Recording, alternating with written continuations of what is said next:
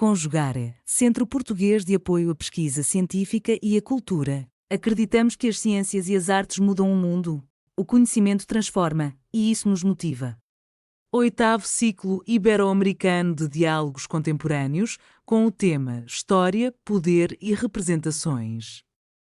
Realização dias 19, 20 e 21 de maio de 2026. Sou o professor Luiz Augusto Pinheiro Leal, sou professor da Faculdade de História da Universidade Federal do Pará, no Brasil, e professor visitante na Universidade Nova de Lisboa. A minha comunicação tem como tema Ecos de Uanda e Ilundo, Práticas e Saberes Femininos em Oscar Ribas. O tema chama a atenção para a publicação de um autor angolano chamado Oscar Ribas, que no contexto que antecede ao processo de independência de Angola, ele conseguiu desenvolver uma ampla grade de produção de obras literárias pautadas na vivência, nas experiências culturais no interior de Angola e nos grupos populares.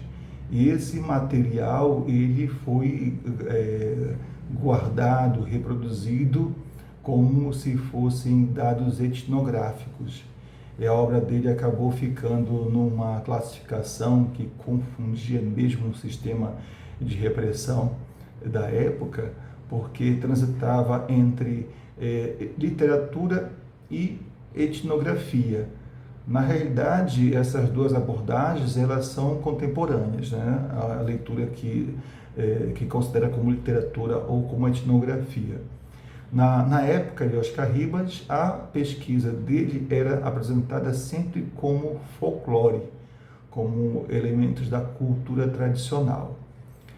E o que eu quero chamar a atenção na minha comunicação são as características potenciais de dados culturais que aparecem em suas obras, em especial relacionando questões de gênero, que posteriormente ao processo de independência de Angola acabaram permeando, influenciando as ações culturais, as produções intelectuais que foram desenvolvidas naquele contexto de reafirmação de uma identidade que deveria ser diferente do modelo cultural do colonizador, ou da colonização portuguesa.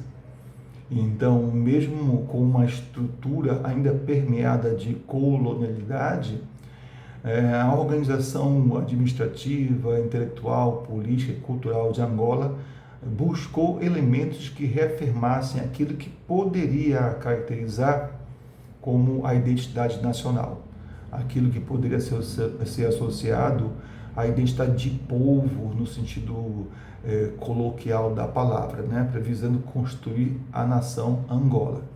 Então, a obra de Oscar Ribas, as diversas produções, acabaram sendo consideradas como elemento de constituição. Entre elas, a obra Ecos de Minha Terra, que vai ser depois divulgada até mesmo pelo grupo de escritores angolanos, e anteriormente o Anga, o Feitiço, e outras obras que tratam de coletas culturais no contexto anterior à independência, né? E nessas obras, os elementos que são apresentados dizem respeito quase a testemunhos presenciais em relação a fatos ocorridos no passado, e por isso são tratados como elementos pertinentes para uma análise histórica, tal como sugere Jean Komarov em relação à imaginação histórica, né? Frente a elementos que não poderiam ser coletados presencialmente pelo pesquisador, cabe dar atenção aos testemunhos que eram coletados, né, no contexto da ocorrência dos episódios. E os episódios históricos culturais que Oscar Ribas coletou, partilhou e registrou podem ser considerados como elementos etnográficos para uma análise histórica sobre o período que antecede ao processo de independência. E aqui eu chamo a atenção para uma diferenciação muito importante entre identidade e resistência.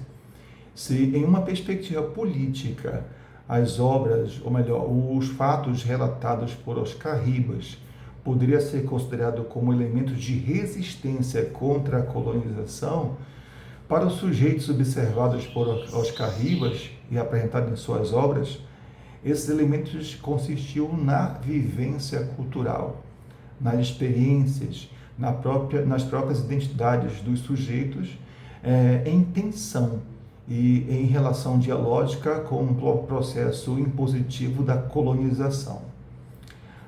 Desse modo, eu chamo a atenção para algumas obras, alguns contos, né? Não posso falar todos pelo limite da comunicação, mas eu vou chamar a atenção, por exemplo, para o conto Damba Maria, em que Oscar Ribas evidencia uma situação em que, anteriormente ao processo de independência, o cotidiano era permeado de ações coloniais. Em Damba Maria, uma mulher que é muito comum a ser apresentada nos contos de Oscar Ribas, uma mulher indígena, nativa, retirada da sua comunidade e é casada com um colono branco, rico, e ela serve ao colono branco como amante, como concubina. E essa é uma característica muito comum de ser encontrada em obras de Oscar Ribas. Nessa situação, o marido, o patrão, sai de casa para fazer negócios e bate à sua porta um patrício, um homem negro da comunidade que estava caçando, e ele bate para pedir um copo d'água.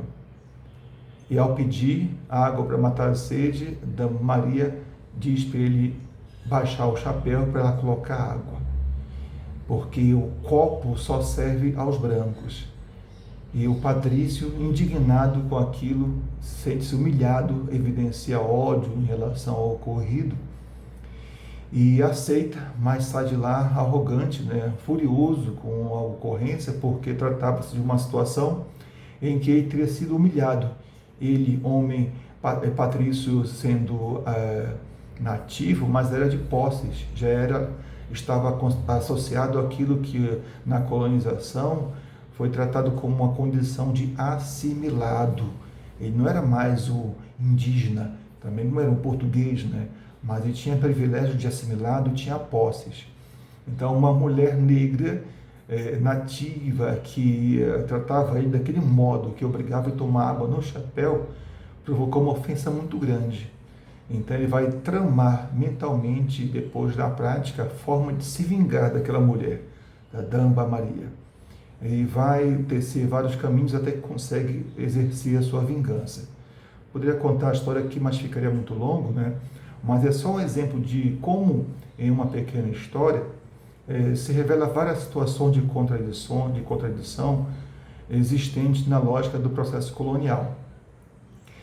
Qualquer análise que fosse dualista, que pensasse que todo sujeito colonizado lutava contra o colonizador, seria uma leitura ingênua, porque aqui nós temos uma leitura aqui de interseccionalidade entre raça, gênero e mesmo uma condição colonial, né?